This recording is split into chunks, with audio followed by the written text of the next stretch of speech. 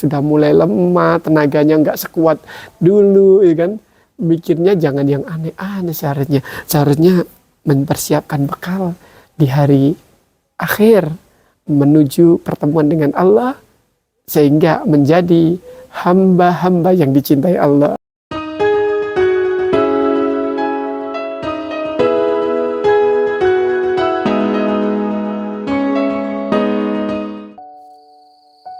Assalamualaikum warahmatullahi wabarakatuh. Sahabat-sahabat semua yang dirahmati Allah, dalam hadits qudsi Allah Subhanahu wa taala mengatakan, orang miskin yang rendah hati dicintai oleh Allah, tapi orang kaya yang rendah hati lebih dicintai Allah. Nah, udah kan? Orang miskin rendah hati sudah biasa deh, apa yang mau dibanggakan? Tapi ini ada orang kaya nggak sombong, rendah hati, ini lebih dicintai oleh Allah. Yang pertama, yang kedua, berarti kan? Kemudian selanjutnya, aku mencintai orang tua yang taat, tapi orang muda yang taat lebih aku cintai, kata Allah. Nah, biasa kan kalau sudah tua, masa nggak mau tobat, masa sih nggak capek maksiat terus kan? Tobat udah wajar lah, udah tua. Tapi ini anak muda sudah bertobat, sudah taat, sudah on the track, tentu ini lebih dicintai oleh Allah. Nah, tentu tidak mengherankan lagi bahwa anak-anak muda memang kejayaan Islam itu ada pada anak-anak muda. Anak-anak mudanya taat, Allah lebih cinta. Makanya Islam akan cepat berkembang bila anak-anak mudanya, anak-anak muda yang taat kepada Allah. 1, 2, 3, 4. Selanjutnya, Allah mencintai orang kaya yang dermawan. Nah, orang miskin yang dermawan lebih aku cintai. Nah, kata Allah seperti itu. Kalau orang kaya dermawan wajar, dia punya banyak uang, cari uangnya mungkin mudah, dia ngasih nominal berapa aja nggak mengganggu aktivitasnya, bisnisnya nggak terganggu, insya Allah uangnya banyak. Tapi orang miskin dermawan lebih Allah cintai. Karena apa?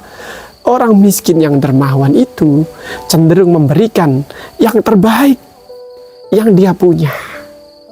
Nah, tentu ini suatu hal yang sangat istimewa apabila orang-orang miskin dermawan. Kebanyakan orang-orang miskin itu pada dermawan, ya kan?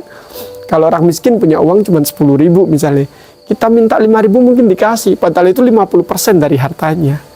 Orang kaya punya harta 10 miliar, kita minta 5 miliar lah, mana dikasih. Ini sebagai bukti kebenaran dari hadis qudsi itu.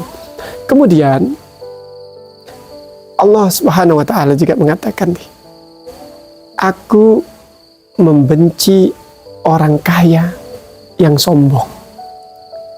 Orang miskin yang sombong lebih aku benci. Nah, ini kan, orang kaya sombong, ya mungkin dia membanggakan kekayaannya, membanggakan prestasinya, membanggakan bisnisnya, membanggakan hal-hal yang bersifat prestis bagi dirinya, dibanggakan. Secara umum wajar, tapi tetap nggak boleh, karena ini nggak disukai oleh Allah. Tapi orang miskin yang sombong, Allah lebih nggak demen. Udah miskin sombong, belagu nggak ini? Nah, ini ya. Kemudian apa setelah itu? Orang kaya yang pelit, Allah membencinya. Orang kaya yang pelit, Allah membencinya. Tapi orang miskin yang pelit, Allah lebih benci. Ya gitu kan? Orang kaya pelit mungkin lebih wajar kan? Dia takut kehilangan apa-apa. Lah miskin udah miskin pelit.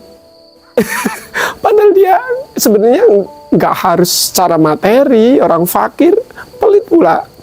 Maksudnya pelit di sini ya, tidak bisa memberikan harta tentunya orang fakir. Tentu jangan fakir untuk memberikan sumbangsih berupa pikiran, ya kan? Sumbangsih berupa tenaga, seperti itu, agar banyak yang bisa berpartisipasi dalam beramal soleh. Nah, tentu ini sesuatu yang sangat dirindukan oleh kita semua, yaitu mendapat cintanya Allah dan dijauhkan dari murkanya Allah. Kemudian anak muda yang berbuat dosa, berbuat zina misalnya, Allah nggak suka. Tapi orang tua yang berbuat maksiat, berbuat zina, Allah jauh lebih tidak suka. Kenapa coba? Kalau orang muda berzina bukan wajar, mungkin dia belum dapat ilmu. Dia mungkin terpengaruh pergaulannya yang sangat tidak baik. Tapi orang tua ini tinggal apa ya? Tinggal detik-detik terakhir. Apa yang disebut dengan orang tua yang berzina ini nggak akan dipandang oleh Allah di yaumil qiyamah. Karena seharusnya udah tua, udah berasa dah, tubuhnya sudah mulai lemah, tenaganya nggak sekuat dulu, ya kan? Mikirnya jangan yang aneh-aneh seharusnya. Seharusnya mempersiapkan bekal di hari akhir menuju pertemuan dengan Allah, sehingga menjadi hamba-hamba yang dicintai Allah.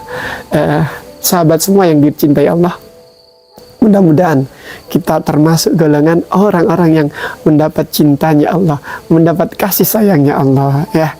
Mudah-mudahan ini manfaat. Mohon maaf bila ada kesalahan. Barakallahu fikum. Jangan lupa subscribe, karena subscribe memotivasi kami untuk terus memberikan pencerahan kepada diri kami dan kita semua. Kita bisa belajar dalam keadaan yang sehat walafiat insyaallah di channel yang penuh barakah ini. Assalamualaikum warahmatullahi wabarakatuh.